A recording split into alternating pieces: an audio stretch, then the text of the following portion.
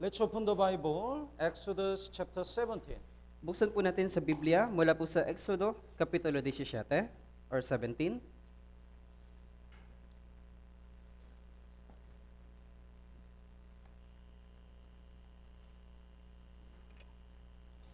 Exodus chapter 17,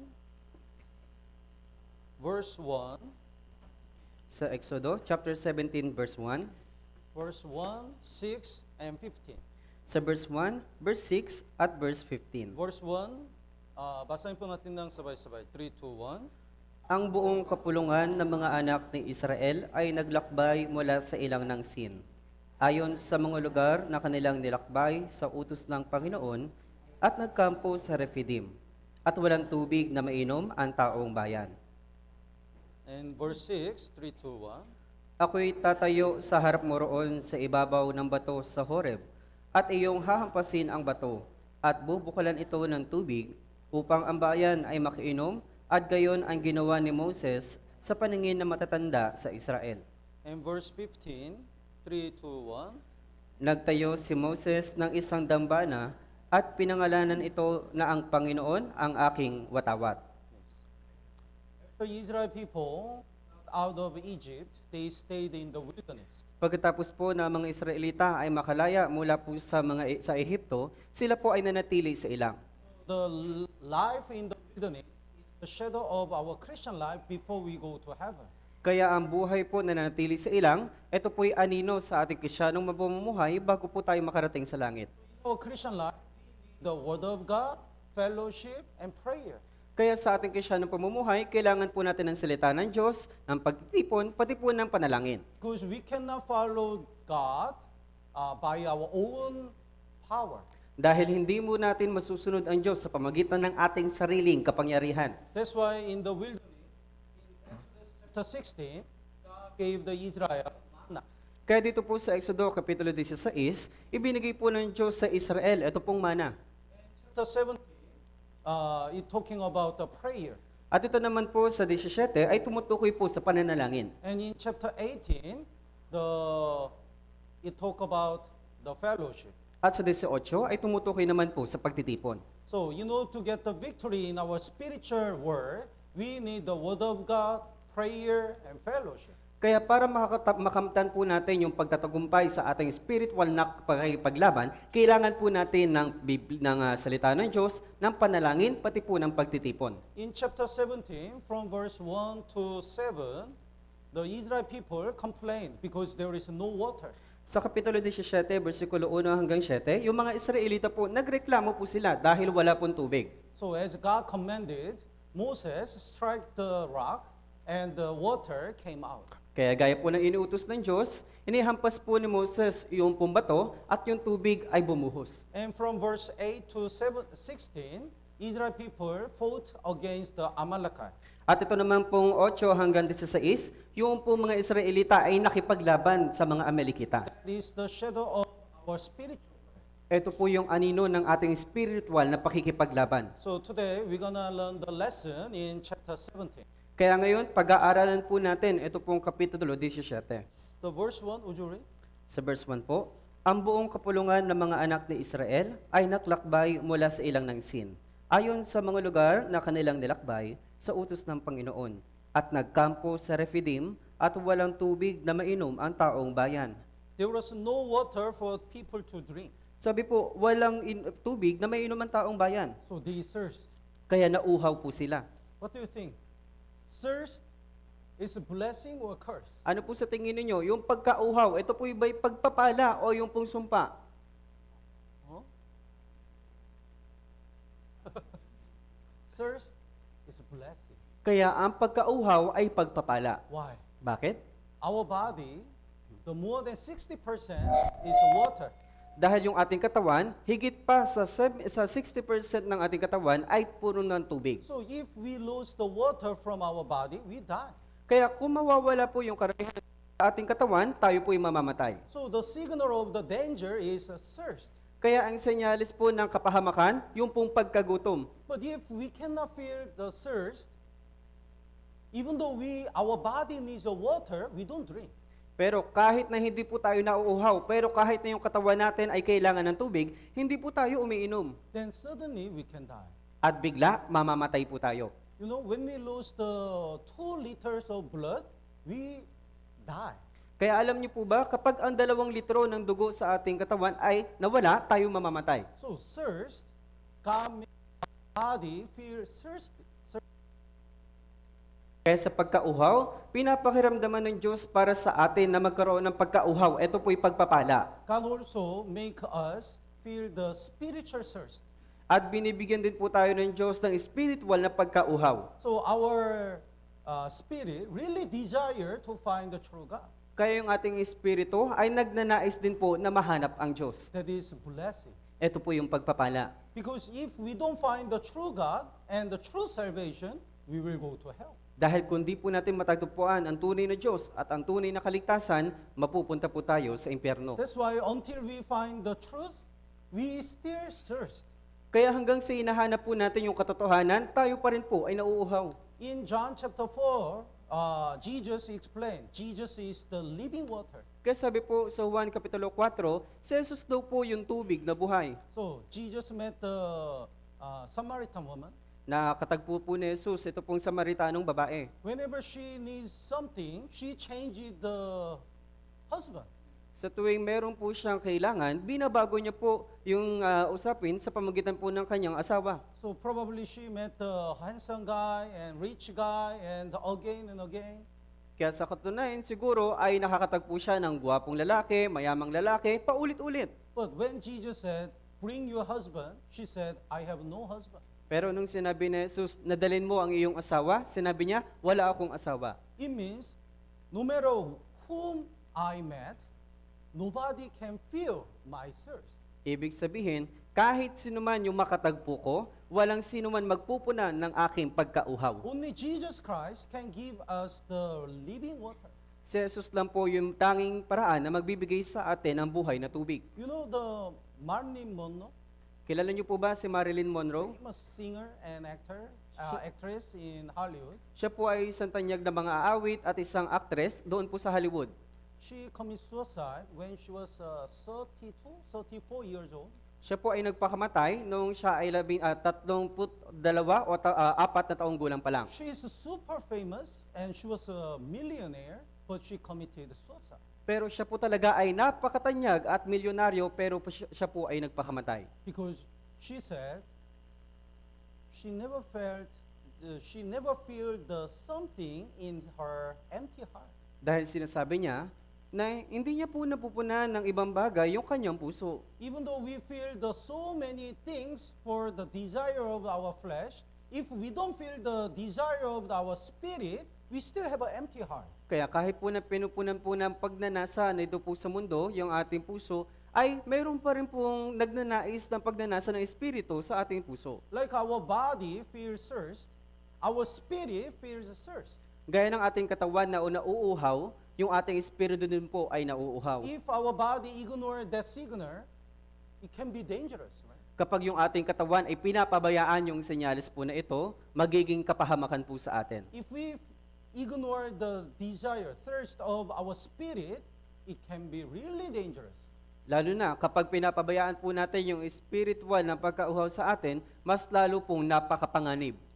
Even after we get salvation, our spirit really desire sometimes our spirit feels thirst. Kahit na pagkatapos nating maligtas, yung ating espiritu ay nauuhaw pa rin po. I need to join the fellowship. Kailangan kong makilahok sa pagtitipon. I need to pray more. I need to learn the word of God more. Kailangan ko pang higit na manalangin. Kailangan ko pang mag-aral ng salita ng Diyos. But sometimes we are shy to go back to church. Pero minsan, nahihiya po tayong bumalik ng church. Sometimes we become lazy to read the Bible. Kung minsan, tayo po'y tinatamad na mag-aral ng Biblia. Even though our spirit feels a thirst, we ignore that signal.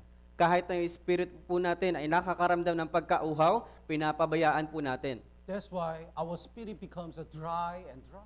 Kaya yung ating espiritu ay patuyo ng patuyo. One day, we lose the joy of salvation. Darating ang araw, mawawala sa atin yung kagalakan ng pagliligtas. One day, we lose the passion to save the lost souls. Balang araw, mawawala sa atin yung pagnanais na magligtas ng mga ligaw na kaluluwa. So we must not ignore the signal of the thirst, the spiritual thirst. Kaya wag po sana natin pabayaan yung ating spiritual na pagkauhaw. Let's look at the, please bookmark here, and let's look at the John chapter 7. Lagyan po natin ito ng tanda at punta po tayo sa aklat ng 1 chapter 7. John chapter 7, verse 37. So 1 chapter 7 verse 37. Jesus said, "If anyone thirsts, let him come to me and drink. Sabi po ni Jesus, kung ang sinuman ay nauuhaw, lumapit siya sa akin at uminom. If you are thirst about salvation, come to me.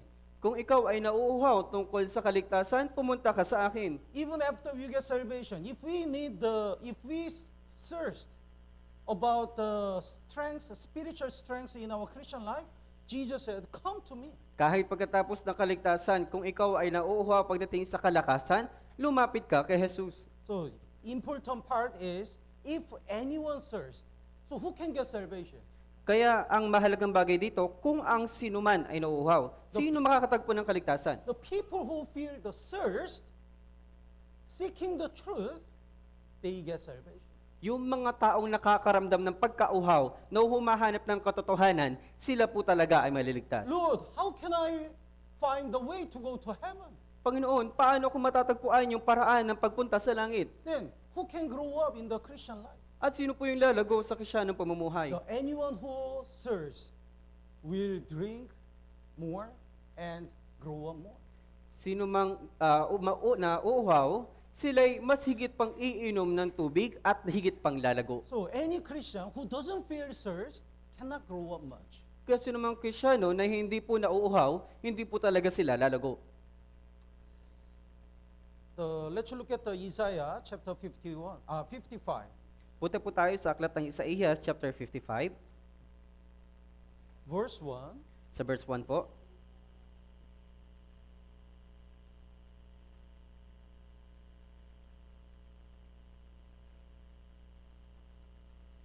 The verse 1, basahin po natin ng sabay-sabay. 3, 2, 1. O lahat ng nauuhaw, pumarito kayo sa tubig, at siyang walang salapi, pumarito kayo.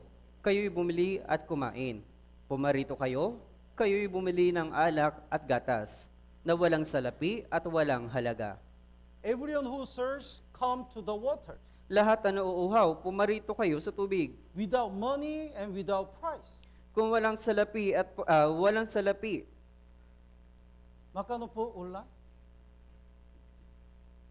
Libre. The rain is free, water is free, air is free, fish is free, everything is free. yung ulan ay libre, yung tubig ay libre, yung mga isda ay libre. Lahat po ng bagay libre. God called all the sinners to get salvation freely. Tinatawag po ng Diyos na yung mga kasalanan ng kanilang kaligtasan ng libre. Even after we get salvation, God called us, He says, I'll give you the strength freely. Kaya pagkatapos ng kaligtasan, tinatawag din po tayo ng Diyos na ibinibigay ko sa iyo yung salita ng Diyos na may kalakasan ng libre. But the Amos chapter 8 says, the famine, spiritual famine will come. Pero sabi po sa aklat ng Amos, Kapitulo 8, na yung kagutuman ay paparating. That is the 7 years great tribulation. Ito po yung 7 taong kapigatian. That time, even though people try to find the water, they cannot find the water. Sa panahon na yun, kahit hinahanap po ng mga tao yung pong tubig, hindi po nila matatagpuan. Because that is the time for God to judge this world. Dahil ito na po yung panahon kung saan hahatulan na ng Diyos ito pong mundo. That's why nobody can get salvation even though they want. Kaya walang sino man ang maliligtas kahit naisin pa nila. So before that time comes, before the famine comes, we have to get more water and preach the gospel more. Kaya bago dumating po yung panahon ng kagutuman, kailangan natin mag-ipon ng mga tubig at mangaral ng kaligtasan. Let's go back to Exodus chapter 17. Balik po tayo sa aklat ng Exodo chapter 17. That's why God commanded Moses to strike the rock. Kaya iniutos po ng Diyos kay Moses na ihampas yung bato. Then the water come out. At yung tubig ay lumabas. Then the verse 7, would you read? Tinawag niya ang pangalan ng dakong iyon na Massa at Meriba dahil sa pakikipagtalo ng mga anak ni Israel. At dahil kanilang sinubok ang Panginoon na kanilang sinasabi, ang Panginoon ba'y nasa kalagitnaan natin o wala? In verse 1, they stayed in Rephidim. Kaya doon po sa versikulo 1, sila po'y nanatili sa Rephidim. The meaning of Rephidim is rest. Ang and ibig peace. sabihin po ng Rephidim, yung pong kapahingahan o kapayapaan. But when they complained, finally God called that place Massa and Meriba. Pero nung araw na sila po ay nagreklamo, tinawag na po yung lugar na yon na Massa at Meriba. Massa means the temptation. Ang ibig sabihin po ng Massa, ito pong pagtutukso. And Meriba means the contention. At ibig sabihin naman po ng Meriba, yung pong pagrereklamo, The argument. yung pagtatalo. Quarter. So, sometimes in our Christian life, Rephidim becomes a Massa or Meriba because of complaint. Kuminsan, yung ating Kristiyanong pamumuhay, sa halip na Rephidim ay nagiging Massa at Meriba dahil po sa pagrereklamo. If Israelites wait and pray, probably God gave them the water. Kung ang mga Israelita lamang po sana ay naghintay at nanalangin, sa katunayan bibigyan po sila ng Diyos ng tubig. But they complained. Pero nagreklamo po sila. That's why Rephidim becomes a Massa and Meriba. Kaya nangyari, yung pong Rephidim ay naging Massa at Meriba. So, if we complain, we cannot get the blessing from God. Kaya kung tayo po ay nagrereklamo, hindi po natin matatanggap yung pagpapala ng Diyos. Even though God already gave us the blessing, it becomes a curse if we complain. Kahit na ibinigay na sa atin ng Diyos yung pagpapala, ito po ay nagiging sumpa kapag tayo po ay nagrereklamo. I prepared the Tagalog example. Naghanda po ako ng halimbawa ng Tagalog. May isang pamilya na ang asawa ay palaging nagrereklamo. Nangluto ang asawa ng manok, pero sinabi ng lalaki, manong na naman. Paulit-ulit na lang, nakakasawa. Kaya kinabukasan, naghanda ang asawa ng isda, pero sinabi pa rin ng lalaki, bakit isda? Ang hirap alisin ang tinik. Nakakainis. Sa sumunod na araw, nangluto naman ang asawa ng baka ng buong sikap. Pero ang reklamo ng lalaki ay ito. Ang tigas ng karne. Ang hirap Nguyain. Wala na bang iba? Sa huli, sinabi ng asawa, hindi pa kain ang nais mo, kundi dahilan para magreklamo. So if we complain, no matter what God gives us, there is no reason for God to give us blessing more. Kahit tayo po ay nagrereklamo, kahit anumang bagay na pagpapalang ibigay sa atin ng Diyos, hindi na po ito ibibigay sa atin. The people who used to complain, always complain. Yung mga taong lagi nagrereklamo, sila po talaga yung mareklamo. But people who always thankful, no matter what they have, they are so thankful. Pero yung mga taong mapagpasalamat, kahit anuman pong meron sila, lagi po sila nagpapasalamat. So, because of complaint, Rephidim becomes Massa and Meriba. Kaya dahil po sa pagrereklamo, yung kanila pong Rephidim ay naging Massa at Meriba. And the verse 6, basahin po natin ng sabay-sabay. 3, 2, 1. Ako'y tatayo sa harap mo roon sa ibabaw ng bato sa Horeb. At iyong hahampasin ang bato at bubukalan ito ng tubig upang ang bayan ay makainom at gayon ang ginawa ni Moses sa paningin ng matatanda sa Israel. This rock is a shadow of Jesus Christ. Etong batong ito ay anino ni Jesucristo. And striking the rock is the shadow of Jesus' death. At ang paghampas sa bato ay kumakatawan sa kamatayan ni Jesucristo. And when Moses struck the rock the water came out.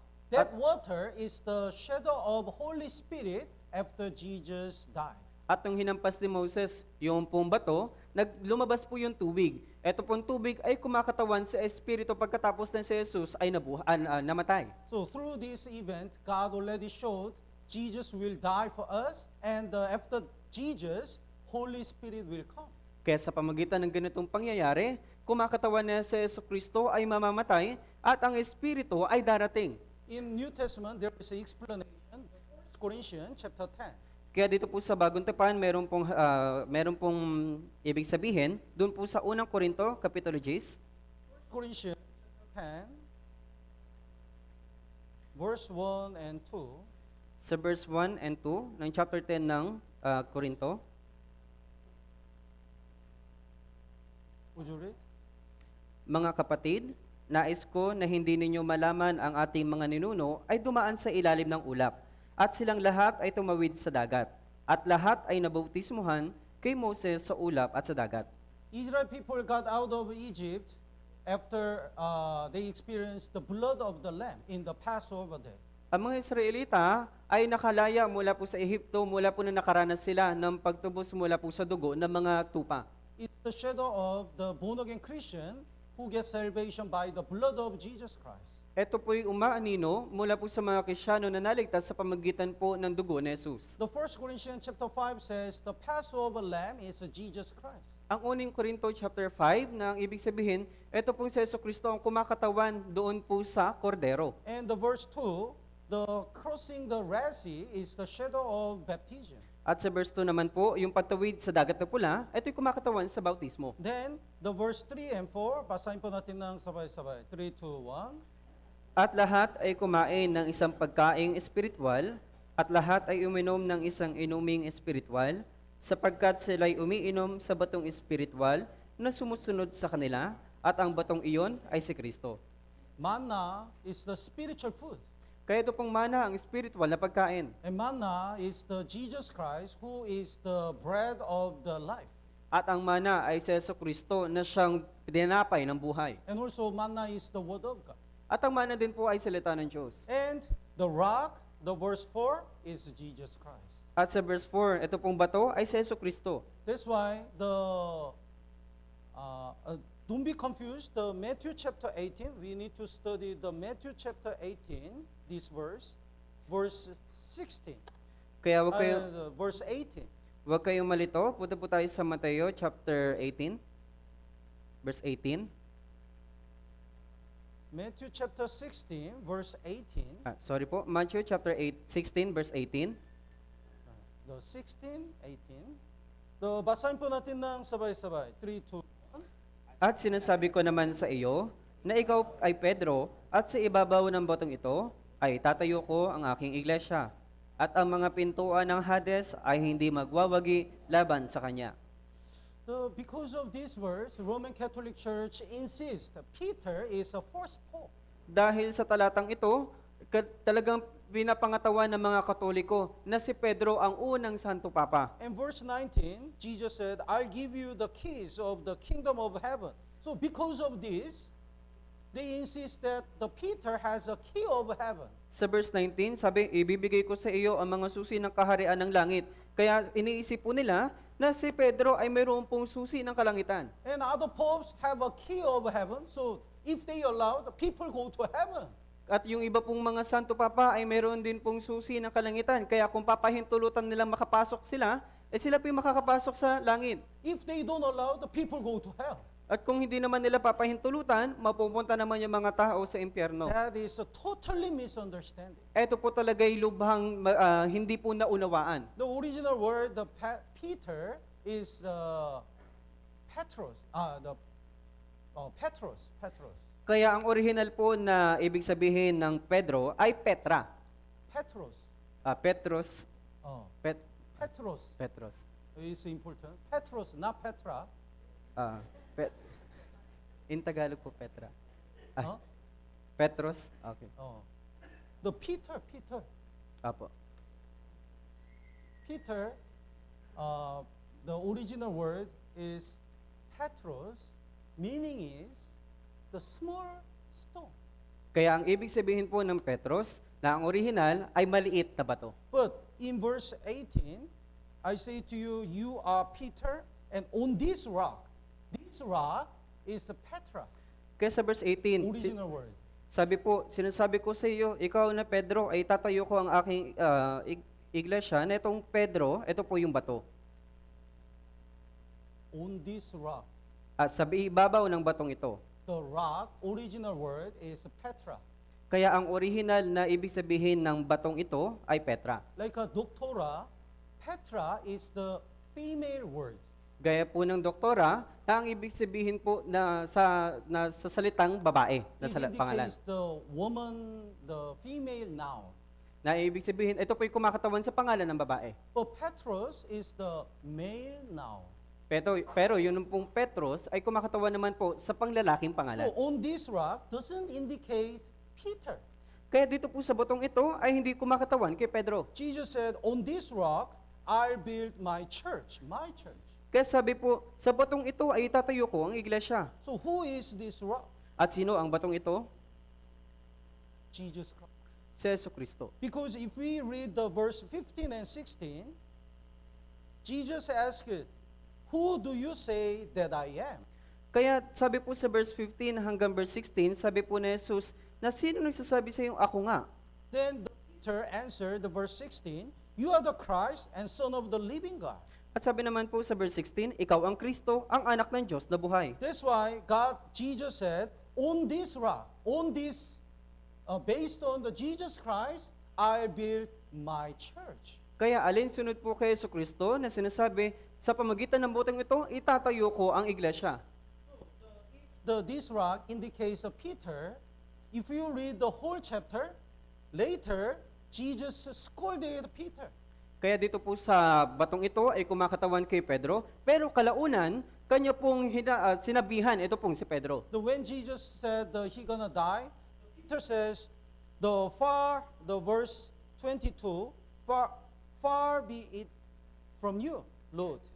Kaya sabi po, This shall not happen to you. kaya nung araw po na sinabi ni Jesus na siya ay mamamatay, sinabi po ni Pedro sa verse 22, wag nawang itulot ng Diyos, Panginoon. Then Jesus said, verse 23, get behind me, Satan. Kaya sabi po ni Jesus dito po sa verse 23, layuan mo ako, Satanas. That time, the Peter was used by Satan. Kaya nung panahon na yon, si Pedro ay ginamit ni Satanas. So if Jesus decided to build his church based on the Peter, that foundation is how weak it is. Peter is easily tempted by Satan now. Kaya kung si Jesus po ay gagawa ng isang bato na nakadepende kay Pedro, yung pong batong iyon o yung pundasyon ay babagsak dahil po si Pedro ay mahina at madaling matukso. So 1 Corinthians chapter 3 verse 11 says, the foundation of our Christian life, foundation of the church is Jesus Christ. Kaya sabi po sa 1 Corinto chapter 3 verse 11 na ang pundasyon po ng ang ating Kristiyanong pamumuhay at ang pundasyon po ng ating iglesia ay si Jesucristo. So rock is the shadow of Jesus Christ. Kaya ang bato ay kumakatawan kay Jesucristo. And striking the rock is a shadow of the Jesus death. At ang paghampas sa bato ay anino ng kamatayan ni Jesucristo. Let's look at Punta po tayo sa aklat ng Isaías chapter 53.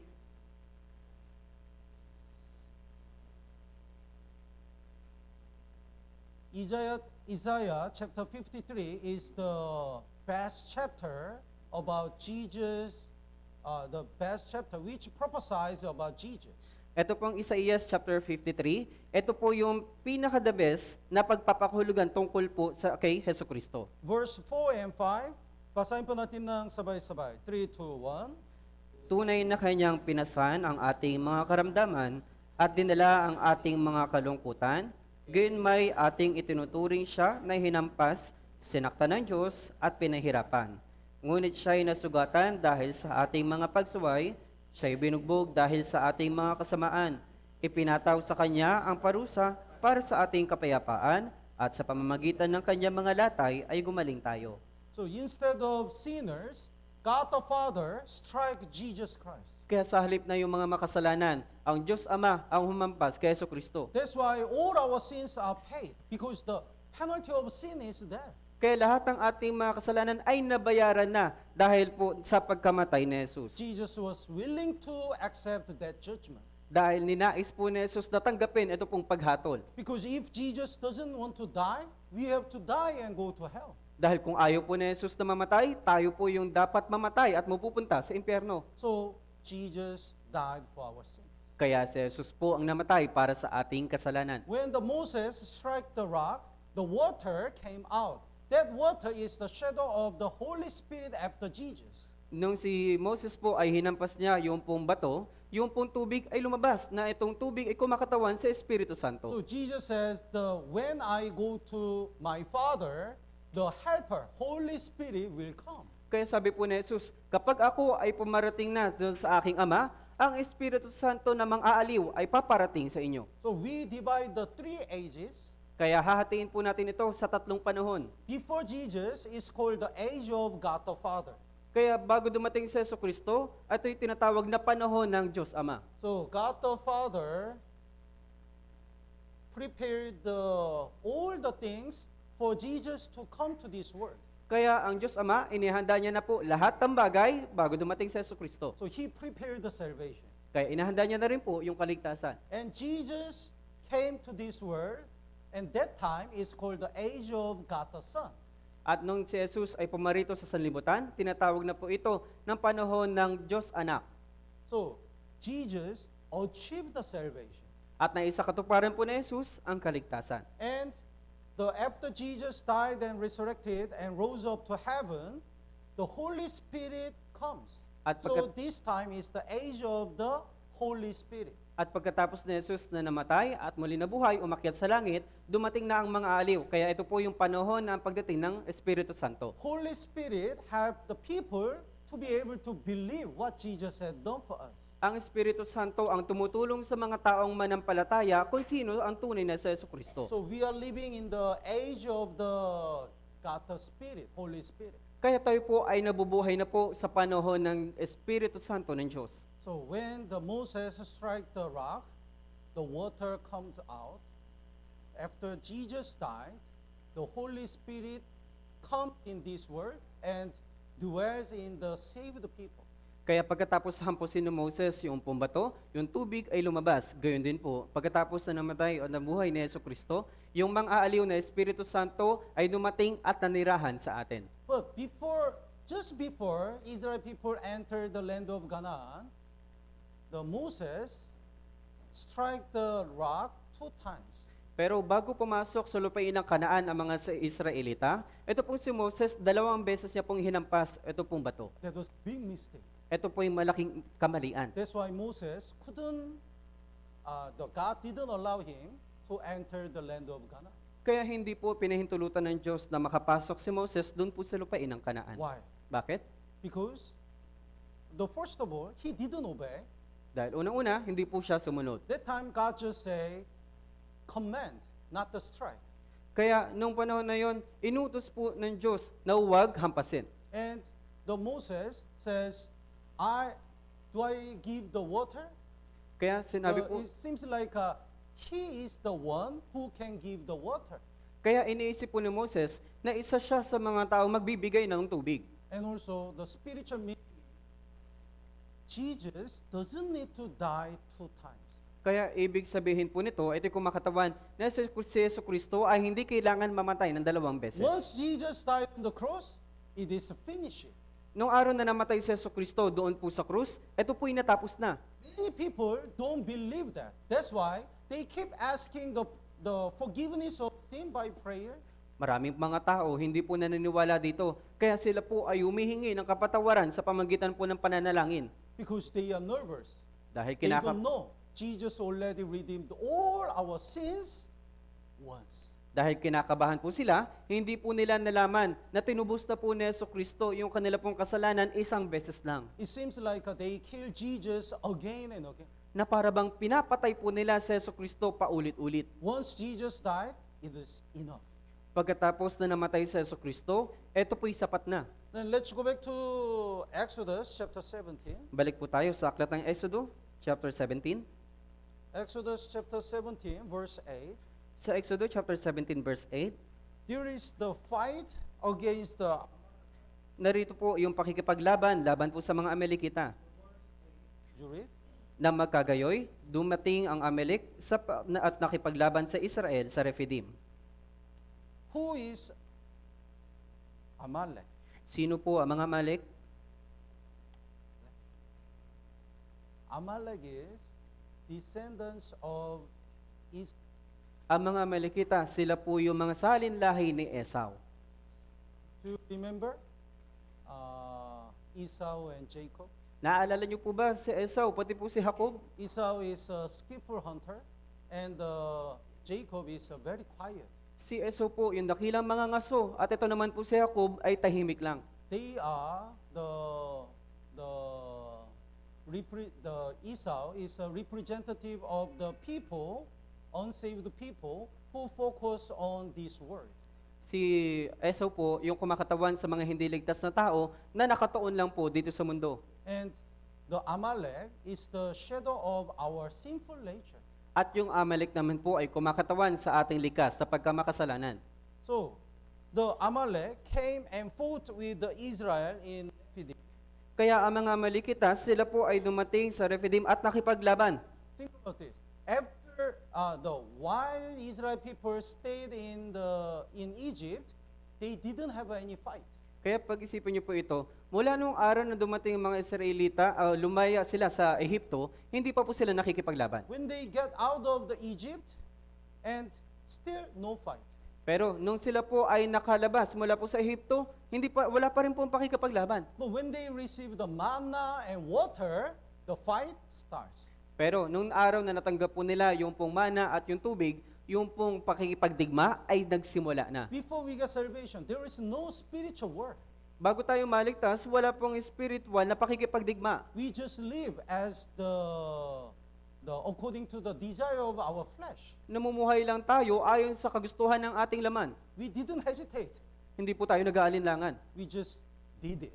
Ginagawa lang po natin. But after we get salvation, when we receive the word of God and when the Holy Spirit dwells in us, the spiritual war starts. Pero pagkatapos nating maligtas, nung natanggap po natin ang Espiritu Santo at nanahan na po sa atin, ito pong yung pakikipagdigma na ating Espiritu ay nagsimula na rin po. Until when? Hanggang kailan po? Until when? Hanggang kailan? Until we stand before God. Until we go to heaven. Hanggang sa dumating po tayo sa langit. We want to stop this war. We don't want to lose in this battle, but we cannot stop. Nais po nating tapusin na at ayaw makipagtalo dito po sa digmaan, pero hindi po natin matatapos pa. 16. Punta po tayo sa verse 16. Basahin po natin ng sabay-sabay. 3, 2, 1. Kanyang sinabi, may kamay sa watawat ng Panginoon, ang Panginoon ay makikipagdigma kay Amalek mula sa isang salinlahi hanggang sa susunod na salinlahi. So, war with Amalek, generation to generation, means every day we have this spiritual war. Kaya ang digmaan dito po sa Amalek hanggang sa henerasyon, ibig sabihin, lagi po tayo may pakikipagdigma. So we have three kinds of enemies. Meron tayong tatlong uri ng kalaban. First of all, our flesh, our Yung- sinful nature. Yung una po, yung ating laman, yung ating likas na pagkamakasalanan. And second, we have to fight against the world. At pangalawa, kailangan natin makipagdigma laban sa mundo. And also, we have to fight with the devil. At kailangan din po natin makipagdigma mula po sa mga demonyo. The John Luther said, in my flesh, there is a pope who is much worse than any pope in Roman Catholic. Yung sabi po ni John Luther, yung aking laman ay mayroong parang Santo Papa na mas higit pa kaysa sa Santo Papa ng Katoliko. So he mentioned about his flesh, sinful nature. Kaya tinutukoy niya yung tungkol sa kanyang laman o likas na pagkamakasalanan. Let's look at the 1 Peter Punta po tayo sa unang Pedro,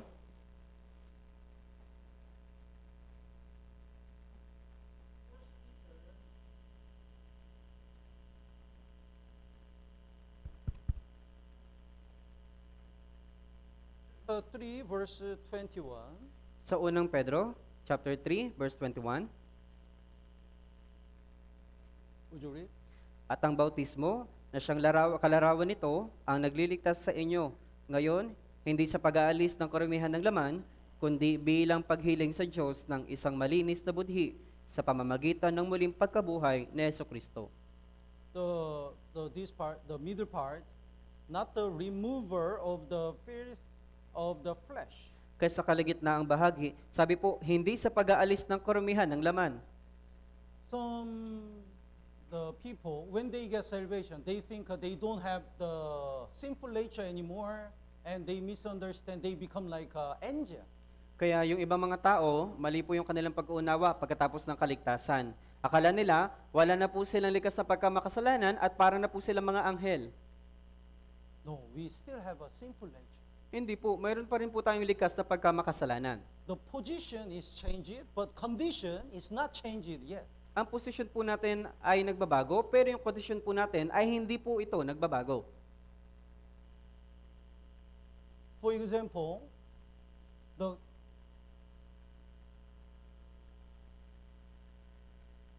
what's this?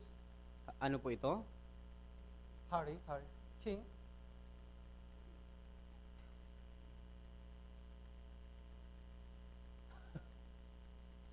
King lost his son. Ito pong hari, nawala po yung kanyang anak. And after 10 years, he found his son. At pagkatapos ng 10 taon, natagpuan niya yung kanyang anak. The problem is, for 10 years, he lived as a beggar.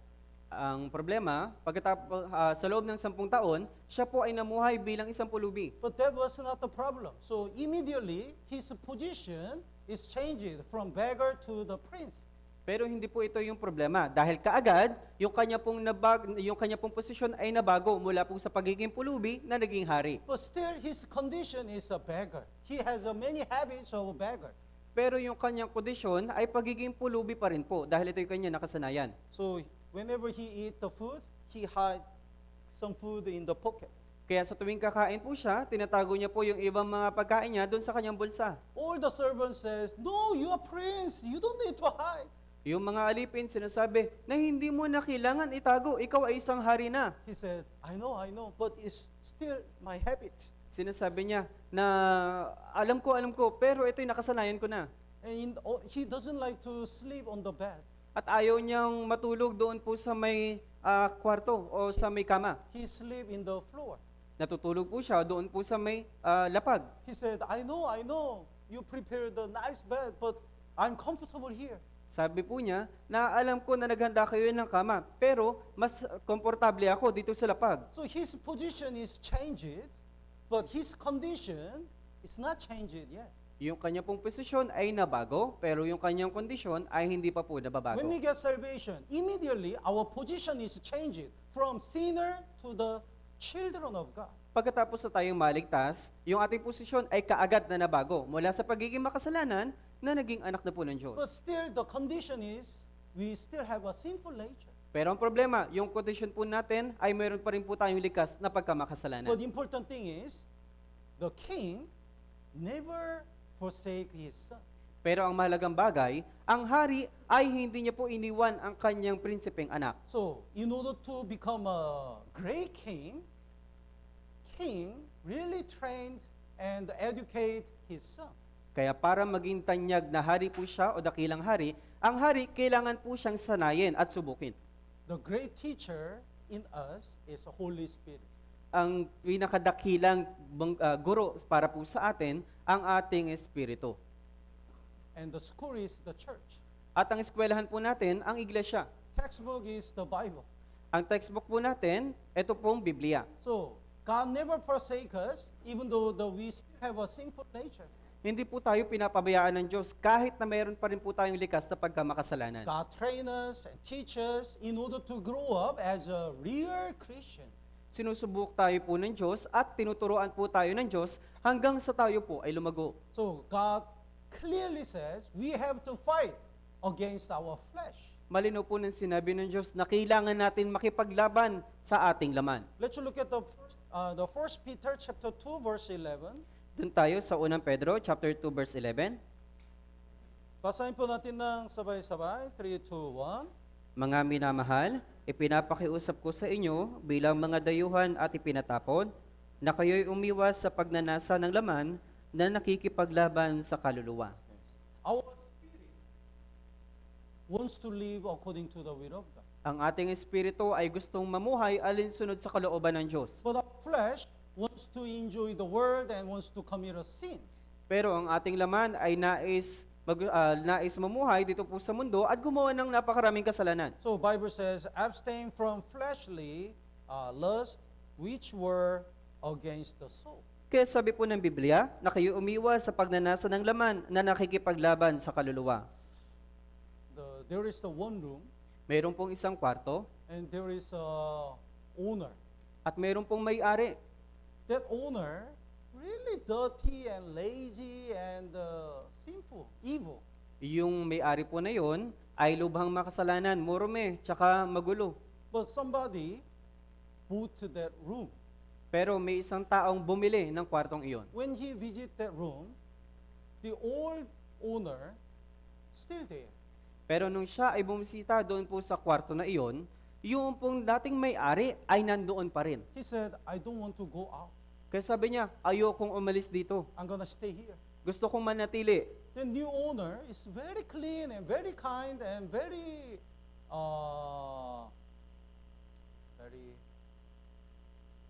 good. He's great. Pero yung may-ari na yon ay napakalinis, napakabuti, at napakadakila. So because this first owner doesn't go out, they live together.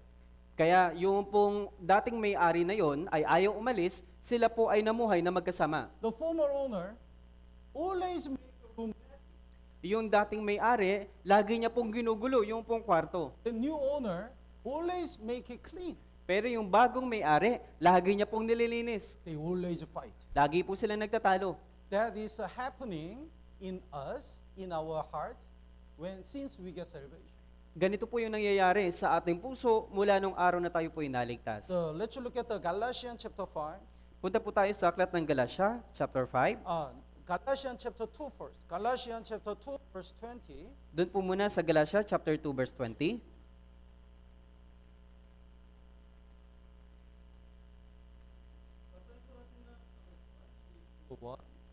Ako'y ipinangakong kasama ni Kristo at hindi na ako ang nabubuhay, kundi si Kristo ang nabubuhay sa akin at ang buhay na ikinabubuhay ko ngayon sa laman ay kinabubuhay ko sa pamamagitan ng pananampalataya sa anak na Diyos sa akin ay nagmahal at nagbigay ng kanyang sarili dahil sa akin. So, since we get salvation, Holy Spirit dwells on us. Nung araw na tayo po inaligtas, yung Espiritu ay nanahanap po sa atin. Ibig sabihin, may bago na tayong amo. Kaya sabi po ng Biblia, si Kristo ay nabubuhay sa akin. So, we have to decide whether we follow our flesh or our new master, Lord Jesus Christ. Kaya kailangan po natin magpasya kung mamumuhay tayo ayon sa ating laman o kung mamumuhay tayo sa ating bagong amo na si Jesucristo. We have a spiritual war in us. Meron tayong spiritual na pakikitagma sa atin. That's the fight against the Amalek. Ito po yung pakipagdigma laban sa Amalek. Then let's go back to Exodus chapter 17. Kaya balik po tayo sa Exodus chapter We 17. can see how Israelites get the Makikita po natin kung gaano po nagtagumpay ang mga Israelita. chapter 17 verse 10 and 11. 11. Sa chapter 17 verse 11 po, Basahin po natin ng sabay-sabay. 3. kapag itinataas ni Moses ang kanyang kamay, ay nananalo ang Israel. At kapag kanyang ibinababa ang kanyang kamay, ay nananalo ang Amalek. When Moses raised up his hands, Israel wins. And when he let down his hands, Amalek prevails. Kapag itinataas po ni Moses ang kanyang kamay, nananalo ang Israel. Kapag ibinababa naman ang kamay, ay nananalo ang Amalek. Raising the hands indicates the prayer. Ang pagtaas ng kamay, kumakatawan sa panalangin. He just didn't simply raise his hands. Hindi niya lang naman po simpleng tinaas yung kanyang kamay. When he raised up hands, he prayed a lot. Kapag tinataas niya po yung kanyang kamay, nananalangin po siya. We also need to pray in order to control our flesh. Kailangan po natin manalangin para makontrol yung ating laman. Lord, I want to stop my sin. Panginoon, gusto ko pong matigil yung aking kasalanan. I don't want to be lazy. Ayoko na pong maging tamad. I don't follow the worldly things. Ayoko na pong sumunod sa makamundong pagnanasa. We need to pray more in order to control our flesh. Kailangan po natin higit na manalangin para makontrol yung ating laman. Before Jesus died on the cross, in the last night, Jesus went to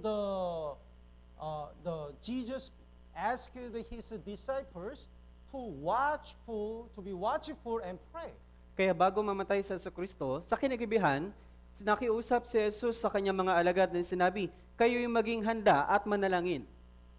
Then Jesus said, the spirit indeed is willing, but the flesh is weak. At sabi ni Jesus, ang espiritu ay nagnanais, ngunit ang laman ay mahina. So Jesus already knew that their flesh is weak. Alam na po ni Jesus na yung kanila pong espiritu ay mahina. Jesus already knew how much we are weak. Alam na po ni Jesus kung gaano tayo kahina. That's why Jesus said, watch and pray. Kaya sabi po ni Jesus, maging handa at manalangin. If we are easily tempted, we need to pray more. Kung tayo po ay madaling matukso, kailangan natin higit na manalangin. Lord, please help me not to commit a sin. Please help me to live according to your will. Panginoon, pakiusap, tulungan niyo po kami na makaalis mula po sa tukso ng kasalanan. Tulungan niyo po kami na sumunod mula sa layunin ng Diyos. And also, we need to pray all together. At kailangan po natin manalangin ng sama-sama. The verse 12, basahin po natin sabay-sabay, 3, 2, 1. Subalit, ang mga kamay ni Moses ay nangalay, kaya't sila'y kumuha ng isang bato at nilagay sa ibaba. Ang kanyang inupuan, inalalayan ni na Aaron at Hur ang kanyang mga kamay, ang isay sa panig at ang isay sa kabilang panig. At ang kanyang mga kamay ay nanatili sa itaas hanggang sa paglubog ng araw. Moses' hand became heavy. Yung kamay po ni Moses ay nangalay. Sometimes we think leaders, pastors, always strong and never tired. Kung minsan, di ba po, iniisip natin, yung mga leader po natin, pati yung mga pastor, ay talagang matatag. Hindi po sila natitinag. No, it's not true. Hindi po yung totoo. Sometimes pastors, sometimes leaders become tired, and spiritually, they also can be weak. Kung minsan, yung mga pastor po natin, yung mga leader po natin, natitinag din po sila dahil mahina din po sila. That's why, like Aaron and Hur, we need to support and we need to pray together. Kaya gaya po ni Aaron, pati po ni Hur, kailangan po ng suporta, kailangan po ng sama-samang pananalangin. Moses was tired. When his hands became heavy, the Aaron and Hur, they support his hands and they pray together. Nung napagod na po, ito pong si Moses at tangalay na po yung kanyang kamay, ito pong si Hur at si Aaron, kanila pong sinuportahan, ito pong si Moses. One Christian's prayer is strong. Yung pong panalangin ng isang Kristiyano ay matatag. But when we pray all together, it can be stronger and greater. Pero kung tayo po'y mananalangin ng sama-sama, tayo po'y higit na magiging matatag. In Acts chapter 12, the Peter was put in the prison. Sa Aklat ng Mga Gawa, Kapitulo 12, si Pedro po ay dinala sa kulungan. Then all other brethren prayed for Peter. At lahat po ng mga kapatid o mga tao ay nananalangin po kay Pedro. Then the angel came and opened the gate of the prison and released Peter. At yung anghel po ay dumating at kanila pong inalis yung pong kulungan at pinalaya ito pong si Pedro. Acts chapter 2, Punta po tayo sa Aklat ng Mga Gawa, chapter 2. power of Makikita po natin yung kapangyarihan ng panalangin. Acts chapter 2, verse 42. Sa Aklat ng Mga Gawa, chapter 2, verse 42.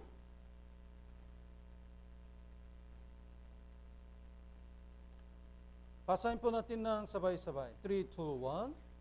Nanatili silang matibay sa turo ng mga apostol at sa pagsasama-sama sa pagpuputol-putol na tinapay at sa mga pananalangin. They learned the word of God from apostles.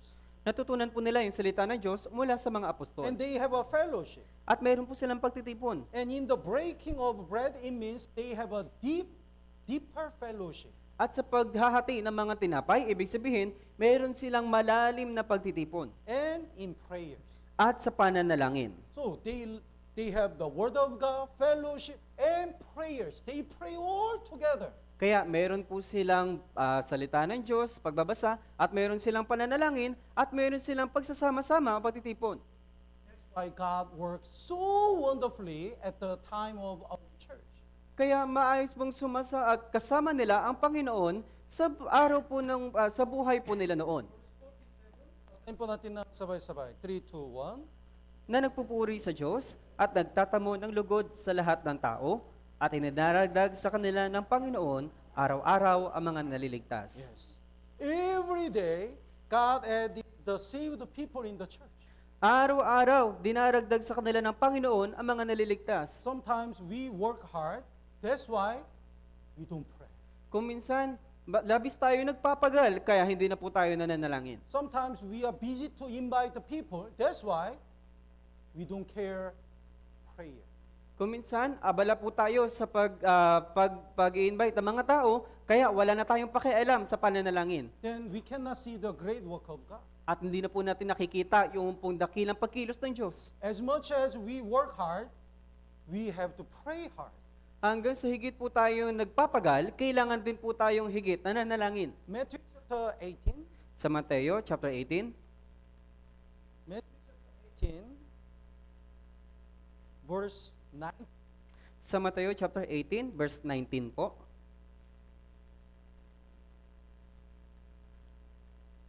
Basahin po natin ng sabay-sabay. 3, 2, 1.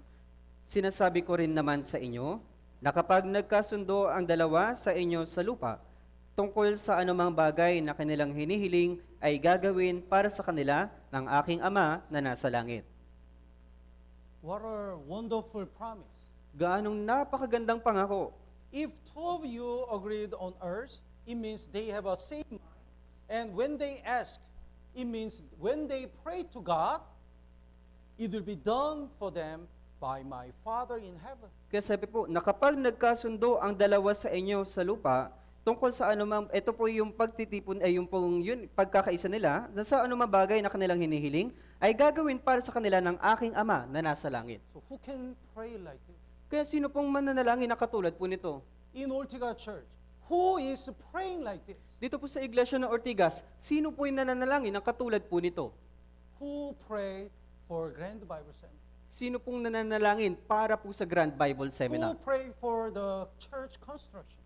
Sino pong nananalangin para po sa gusali ng iglesia? Who is praying for the Philippine Life for the Mission and Life for the Mission and for the losers? Sino pong nananalangin para po sa Philippine Life for Mission or Life for Mission o sa mga ligaw na kaluluwa? If two of you agreed on earth concerning anything that they ask, it will be done for them by my Father. Kapag nagkasundo ang dalawa sa inyo tungkol sa anumang bagay na kanilang hinihiling sa na kanilang gagawin para sa kanila ng aking Ama na nasa langit. So Moses prayed, and the Aaron and Hur prayed together. Because of that great prayer, all together, they get the great victory. Si Moses po ay nanalangin, si Aaron, si Hur, nanalangin po sila dahil po sa kanilang dakilang panalangin, nakatagpo sila ng dakilang pagtatagumpay. In the church, somebody should pray, Sa iglesia, mayroon pong ibang tao na nanalangin. and somebody should support the work of God quietly like Aaron and Hur. At yung iba naman po ay sumusuporta sa salita ng Diyos ng tahimik katulad po ni Aaron at ni Hur. Do you know who cleaned this main hall? Alam niyo po ba kung sino yung naglinis nito pong main hall? Do you know who cleaned the CR? Alam niyo po ba kung sino yung naglinis ng CR? Who say hello today? Sino pong nagsabing hello ngayong araw? Who sacrificed for the church? Sino pong nagsasakripisyo para sa iglesia? We don't know everyone. Hindi po natin alam lahat ng bagay. But because of that support in hidden place, Pero sa we are growing up, church is growing up, and many losers are getting salvation. Pero sa pagsuporta ng mga nakatago po na iyon, ito pong iglesia na ito ay higit na lumalago at nagiging matatag. And let's go to Exodus chapter 17. Balik po tayo sa aklat ng Exodus chapter 17. Exodus chapter 17, verse 13. Sa Exodus chapter 17 verse 13 po. Joshua really fight. Si Joshua po ang nakipaglaban. Basahin po natin ng sabay-sabay. 3, 2, 1. Nilupig ni Joshua sa Amalek at ang bayan nito sa pamamagitan ng talim ng tabak. So while Moses and Aaron and Hur prayed, Joshua fought and he was ready to die. Nung si Moses po at si Aaron at si Hur ay nananalangin, eto pong si Joshua ang nakikipaglaban at handang mamatay. So they work all together. Even though their position is different, their goal is one. Yung kanila pong pagkilos ay sama-sama kahit na po yung kanilang posisyon ay magkaiba, sila po yung nananatiling nagkakaisa. In the church, how can we save the lost souls? Sa loob ng iglesia, paano tayong makakapagligtas ng ligaw na kaluluwa? Somebody should pray. Yung iba, dapat nanalangin. And in the secret place, somebody should support quietly. At sa nakatagong lugar, yung iba ay dapat tahimik na sumusuporta. And somebody go and invite. At yung iba naman po ay umahayo at nag-iimbita. Somebody really fight like a Joshua. Yung iba po ay nakikipagdigma gaya po ni Josue. But our goal is only one. Saving lost souls, and we are fighting for the glory of God. Pero ang mithiin natin ay isa, yung pagligtas po ng maligaw na kaluluwa at yung pagtatagumpay. The leaders, Meron po kaming leaders GC. almost every day, I can see the pictures. The leaders visit and invite the people for Grand Bible Seminar and visit the brothers and sisters. Halos araw-araw po, nakikita ko po yung mga imahe ng mga larawan ng mga kapatid o mga leaders na bumibisita para mag-evangelize sa mga tao. Their work is so precious. Yung kanila pong pagpapagal ay napaka-ganda. They are fighting. Sila po ay nakikipaglaban na katulad po ni Joshua. So we need everyone in the church. Kailangan po natin ang bawat isa sa loob ng iglesia. Even though all our position and work is different, our goal is only one. Saving the lost souls and establishing the church for the glory of God. Kahit na yung ating posisyon ay magkakaiba, pero yung mithiin po natin ay iisa lang po sa pagligtas sa maligaw na kaluluwa at sa pagsasakatuparan ng pagtatag ng iglesia. Unsaved people are under the Satan. Yung pong mga hindi paligtas, sila po'y nasa ilalim ni Satanas. When they fight, we have to fight to save them. And when they get salvation, God's territory is expanded. Kaya kapag sila po ay nakikipaglaban, kailangan nilang makipaglaban. Pero kapag sila po ay nagtatagumpay, yung kanila pong nasasakupan ay higit na lumalawak. Let's look at the Deuteronomy chapter 20. Punta po tayo sa aklat ng Deuteronomio, chapter 25. Chapter 25, verse 17 and 18. Deuteronomy, chapter 25, verse 17 hanggang verse 18 po. Would you read? Alalahanin mo ang ginawa sa iyo ng Amalek sa daan nang ikaw ay lumabas sa Ehipto. Kung paanong sinalubong kanya sa daan at pinatay niya ang mga kahuli-hulihan sa iyo, ang lahat ng mahina sa hulihan mo, nang ikaw ay pagod at nanghihina at siya'y hindi natakot sa Diyos. The Amalek follow the Israelites, Ang mga Amalekita, sila po'y sumunod-sunod sa mga Israelita. and the Bible says they attacked the rear ranks At sinabi po nila, inaatake po nila yung mga nasa hulihan because they are tired. dahil pagod na po sila. Why they are tired? Bakit sila ay pagod na? It's because they don't eat the manna well. Dahil hindi po sila kumain ng mana. That's why they just say, you go first, and they stayed at the rear part, and they are getting farther and farther from the main camp. Then, when they depart from the main camp, they become a target of Amalek. Kaya sinasabi po nila na mauna na kayo at sila po ay nasa malayong lugar o sulok na lugar, pero habang sila ay papalayo mula po sa kanilang kampo, Yung mga Amalekita ay talagang inaatake na po sila. We have to eat the spiritual food well. Kailangan po natin higit na kumain ng spiritual na pagkain. And we should stay in the center of the church, At kailangan natin manatili dito po sa sentro ng iglesia. not the edge of the church. Hindi po sa gilid ng iglesia. This brother, anytime, it looks like anytime he can depart from the church. Etong kapatid na ito, maaari anumang oras, aalis na siya ng church. He looks not stable. Mukhang hindi na po siya makampante. It looks stable, right? Kaya mukha pong hindi na po siya mananatili. But what about here? Pero paano po kung narito siya? By some wind, little wind, it can fall down. Sa pamagitan po ng hangin, maaari po siyang malaglag. We have to come in the center of the church. Kailangan po natin pumarito sa sentro ng iglesia. Sometimes we don't eat the spiritual food much. Kung minsan, hindi tayo kumakain ng spiritual na pagkain. We don't join the Wednesday sermon, not Bible Academy, not the Q&A, not the fellowship. Even on Sunday sermon, we are absent. Hindi tayo umaaten ng Wednesday sermon, ng Q&A, ng Bible Academy, ng fellowship, lalo na pag Sunday sermon hindi tayo dumadalo. Then how can we get the spiritual strength? Kaya paano tayo makakuha ng spiritual na kalakasan? That's why sometimes we say, you go first. And as just an observer, we watch the church, not join the church. Kaya di ba kung minsan sinasabi natin, mauna na kayo.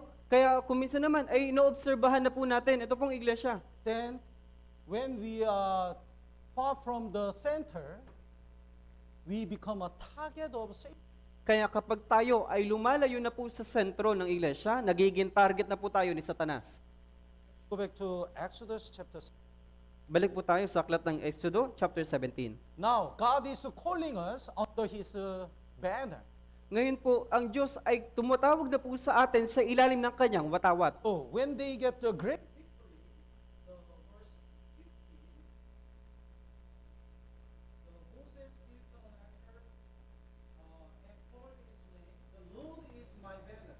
Kaya sabi po sa verse 15, nagtayo si Moses ng isang dambana at pinangalanan ito na ang Panginoon ang aking watawat. it's called Jehovah Nissi. It means the Lord is my banner. Ang ibig sabihin, Jehovah Nissi, na ang ibig sabihin, ang Diyos ang aking watawat. In the church, under His banner, God gathered His soldiers. Sa loob ng iglesia, sa ilalim ng kanyang watawat, tinatawag niya po yung kanyang mga sundalo. And God wants to fight against the Satan in order to save lost souls. At nais niyang makipaglaban, laban po kay Satanas para po sa ligaw na kaluluwa. We also have to eat well and join this spiritual world. At kailangan din po natin kumain at makipaglahok dito po sa spiritual na If pakipagdigma. we don't like to fight, there is no glory and we cannot save anyone. Kung ayaw po natin makipagdigma, wala pong kalawalatian at wala pong sinuman ang maliligtas. Let's look at the Judges chapter 1. Punta po tayo sa ilang mga bersikulo pa. Punta po tayo sa Aklat ng Hukom, chapter 1. Judges chapter 1 verse 4. Aklat ng Hukom, chapter 1, verse 34. Here is a very important lesson. Meron po ditong napaka-importanting pag-aaral. Chapter 1 verse 34. Basahin po natin ng sabay-sabay. 3, 2, 1. Pinaurong ng mga Amoreyo ang mga anak ni Dan sa mga lupaing maburol sapagkat ayaw nilang payagan silang bumaba sa kapatagan. Actually, in Joshua chapter 19, the Israel already received the territory. Sa katunayan, doon po sa Joshua chapter 19, ang mga Israelita ay nakatanggap na po ng mga teritoryo. They conquered the land of Canaan. They distribute the land according to each tribe. Kaya pagkatapos po nilang masakop yung pong lupain ng Kanaan, kanila pong hinati ito alinsunod sa kanila pong mga lipi. So Dan tribe also received that territory. Kaya yung pong lipi ni Dan ay nakatanggap din po ng teritoryo. Well, what does it mean? The Amalekites forces the children of Dan into the mountain. Pero anong ibig sabihin nito? Na pinaurong ng mga Amoreyo ang mga anak ni Dan. Actually, even though they distribute the lot, it was not free. Pero sa katunayan, kahit na hinati na po yung kanila pong mga lupain, ito po ay hindi libre. Even though they distribute, they are still the enemies who stayed in their land.